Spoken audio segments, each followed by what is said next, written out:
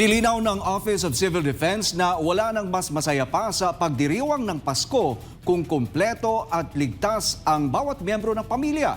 Kaya naman umaapila ang OCD sa mga apektadong residente dulot ng pag-aalboroto ng Bulkang Canlaon na manatili muna sa mga evacuation center. Si Almar Forzuelo magpapalita.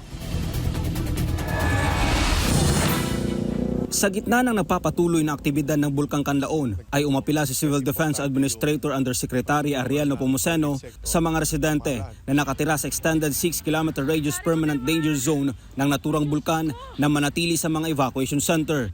Sa isang pahayag, hinikayat ni Nepomuceno ang mga apektadong residente na huwag munang bumalik sa kanilang mga tahanan upang masigurong sila ay ligtas. Ang nasabing kautusan ay sa kabila ng nalalapit na Kapaskuhan. Binigyang diin naman ni Nepomuceno na mas mahalagang ingatan ang buhay kaysa balikan ang mga ari-arian.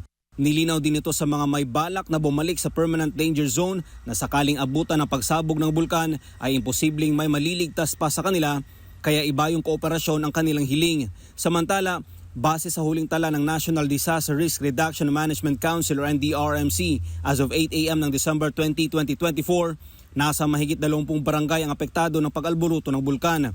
Sa nasabing bilang, 21 ay mula sa Region 6 habang 5 barangay naman sa Region 7. Habang umabot naman sa mahigit 10,000 pamilya o katumbas ng nasa mahigit 40,000 individual ang apektado ng naturang insidente. Pansamantala namang sumisilong sa 32 evacuation centers ang nasa mahigit 4,000 pamilya o katumbas ng nasa mahigit 14,000 individual. Siniguro naman ng OCD na nakaantabay ang pamahalaan sa naturang sitwasyon upang tumugon sa mga pangangailangan ng mga apektadong residente. Hinikayat din nito ang mga apektadong residente na sa nalalapit na Kapaskuhan ay mas mainam na ligtas at sama-samang ipagdiwang ang okasyon sa kabila ng panganib na dulot ng bulkan. Para sa Diyos sa Pilipinas, kung mahal Almar Forzuelo, SMNI News.